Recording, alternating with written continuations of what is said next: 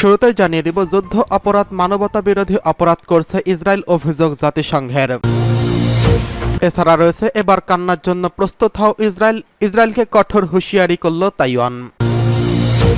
এদিকে জর্জিয়ার উপর ভিসা নিষেধাজ্ঞা দিচ্ছে যুক্তরাষ্ট্র। এছাড়া রয়েছে, ইসরায়েলে আরও ৩ জিম্মির মরদেহ উদ্ধার। সর্বশেষ জানিয়ে দিব, এবার কোকা-কোলা পেপসি বয়কটে বিপাকে পড়েছে ইসরায়েল। যুদ্ধ অপরাধ, মানবতা বিরোধী অপরাধ করছে ইসরায়েল, বলছে জাতিসংঘের তদন্ত প্রতিবেদন। গাজা যুদ্ধের প্রথম দিকে ইসরায়েল ও হামাস যুদ্ধ অপরাধ করছে। জাতিসংঘের সমর্থিত একটি স্বাধীন তদন্ত কমিশন এক প্রতিবেদনে এমন তথ্য জানিয়েছেন। এতে বলা হয়েছে, শুধু যুদ্ধ অপরাধ নয়, মানবতা বিরোধী অপরাধও করেছে ইসরায়েল, কারণ তাদের হামলায় বেসামরিক অসংখ্য মানুষ নিহত হয়েছেন। দুটি প্রতিবেদনের মাধ্যমে গাজা যুদ্ধের পরিস্থিতি তুলে ধরা হয়েছে। একটিতে ৭ই অক্টোবর ইসরায়েলের অভ্যন্তরে হামাসের হামলার বিষয়ে কথা বলা হয়েছে, অন্যটিতে গাজায় ইসরায়েলি অভিযানের তথ্য তুলে ধরা হয়েছে। তদন্ত কমিশন আরও জানিয়েছে, ইসরায়েল তাদের কাজে বাধা দিয়েছে। ইসরায়েল ও গাজায় প্রবেশের ক্ষেত্রেও প্রতিবন্ধকতা তৈরি করেছে তেল আবিব প্রশাসন। জেনেভায় জাতীয় মিশনে নিযুক্ত ইসরায়েলি কূটনৈতিক জাতিসংঘের তদন্ত কমিশন এই প্রতিবেদনকে প্রত্যাখ্যান করেছে। এই প্রতিবেদনকে ইসরায়েল বিরোধী রাজনৈতিক প্রোপাগান্ডা বলে আখ্যা দিয়েছেন তিনি। গত ৭ই অক্টোবর ইসরায়েলের অভ্যন্তরে হামলা চালিয়ে ১,২০০ ইসরায়েলিকে হত্যা করেছে এবং ২৫০ জনকে জিম্মি হিসেবে ধরে নিয়ে আসে ফিলিস্তিনের স্বাধীনতাকামী সংগঠন হামাস। এর জবাবে অবরুদ্ধ গাজা অভিযান শুরু করে ইসরায়েলি দখলদার বাহিনী। এতে এখন পর্যন্ত ৩৭,০০০-এরও বেশি ফিলিস্তিনি নিহত হয়েছেন, যাদের বেশিরভাগই নারী ও শিশু। এবার কান্নার জন্য প্রস্তুত হও ইসরায়েল, ইসরায়েলকে কঠোর হুঁশিয়ারি করল তাইওয়ান। ইসরায়েলকে কঠোর হুঁশিয়ারি দিয়েছে লেবাননের ইসলামী প্রতিরোধ আন্দোলন হিজবুল্লাহ। সশস্ত্র গোষ্ঠীটির এক নেতা এই হুমকি দিয়েছেন। তিনি বলেছেন, ইসরায়েল যেন কান্নার জন্য প্রস্তুতি নেয়। ইসরায়েলি সেনাবাহিনীকে শিগগিরই ভয়ঙ্করভাবে জবাব দেওয়া হবে। আরব নিউজের প্রতিবেদনে বলা হয়েছে, ইসরায়েলি হামলায় হিজবুল্লাহ শীর্ষ পর্যায়ের এক নেতা নিহত হয়েছেন। তালেব সামি আবদুল্লাহ নামের সেই ব্যক্তির নেতা ফিল্ড কমান্ডের দায়িত্ব পালন করছিলেন। তিনি গোষ্ঠীটির সামরিক নেতৃত্বে এবং পরিকল্পনার জন্য গুরুত্বপূর্ণ পদে ছিলেন। এই ঘটনায় বেশ ক্ষিপ্ত হয় হিজবুল্লাহ। জবাবে ইসরায়েলকে লক্ষ্য করে একই দিনে ২ শতাধিক ক্ষেপণাস্ত্র নিক্ষেপ করে তারা। দফায় দফায় এসব ক্ষেপণাস্ত্র ছোড়া হয়। হিজবুল্লাহর এসব ক্ষেপণাস্ত্রের আঘাতে ইসরায়েলের বিভিন্ন জায়গায় বিস্ফোরণের শব্দ শোনা গেছে।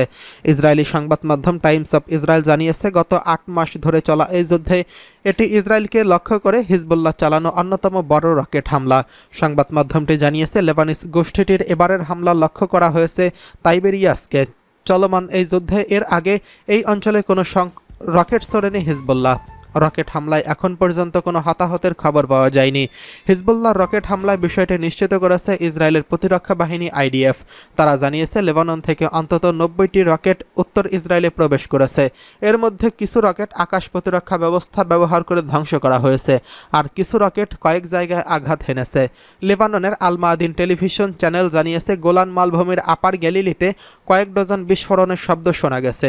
এর মধ্যে কয়েকটি ক্ষেপণাস্ত্র রামিম, ফ্লিক, আল মানারা এবং কয়েকটি ইহুদি অবৈধ বসতি স্থাপনাতে আঘাত হেনেছে। রকেট পড়ে বিভিন্ন স্থানে আগুন লেগেছে বলে জানিয়েছেন ইসরায়েলি সেনাবাহিনী। তবে তারা দাবি করেছে, এই হামলায় বড় ধরনের কোনো ক্ষয়ক্ষতি হয়নি।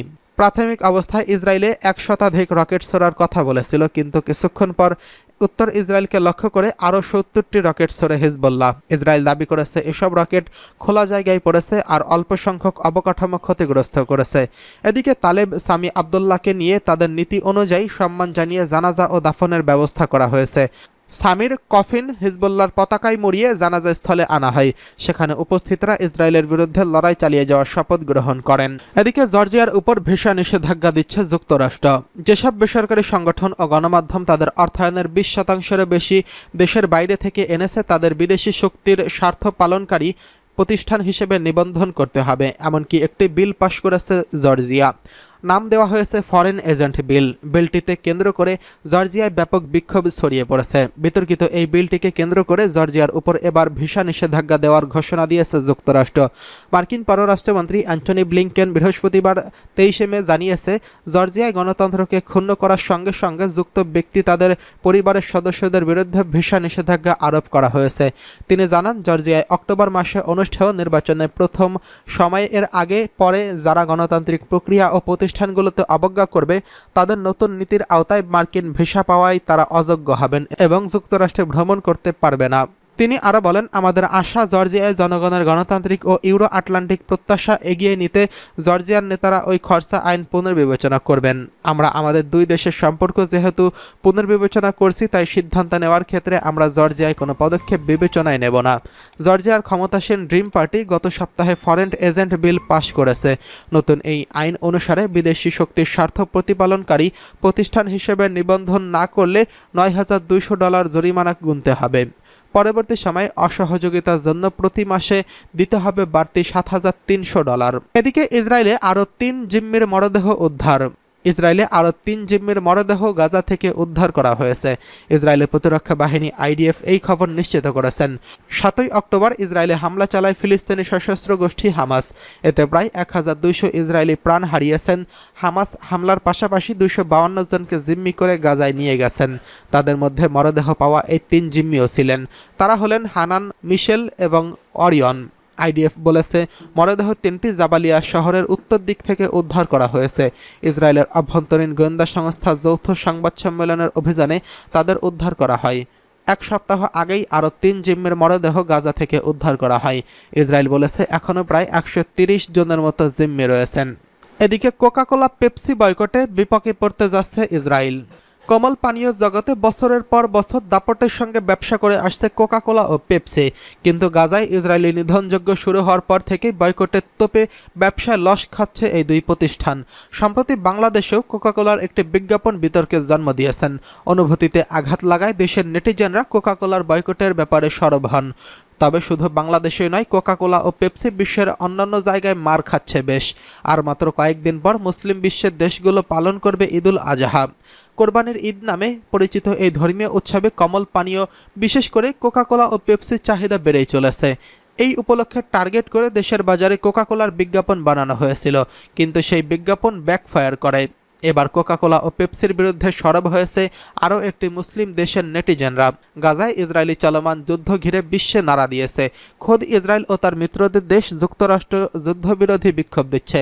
অধিকার কর্মীরা কোকাকোলার মতো কোমল পানীয় বর্জনের ডাক দিচ্ছে। তার পেছনে কারণও রয়েছে। ফিলিস্তিনের একটি এলাকা দখল করে সেখানে শিল্পাঞ্চল বানায় ইসরায়েল। সেখানে কোকাকোলার ফ্যাক্টরি রয়েছে, তাই দখলকৃত জায়গায় ব্যবসা করে লাভবান হচ্ছে কোকাকোলা, যার গুড় খাচ্ছে ইসরায়েল। মরক্কো সোশ্যাল মিডিয়ায় ব্যবহারকারীদের মধ্যে কোকাকোলা বয়কটের হ্যাশট্যাগ ছড়িয়ে পড়ে। তারা বলছে কোকাকোলা পান করা তাদের ফিলিস্তিনি ভাই বোনদের রক্তপানের সমান। অনেকের যুক্তি হচ্ছে মরক্কোর নিজস্ব তৈরির পুদিনার চা কোকাকোলার চেয়ে শতগুণে ভালো। এটা একই সঙ্গে স্বাস্থ্যকর এবং অর্থনৈতিক দেশের জন্য ভালো। আবার অনেকে প্রাকৃতিক জুস বা মরক্কোর তৈরি অন্যান্য পানীয় পানের পরামর্শ দিচ্ছেন।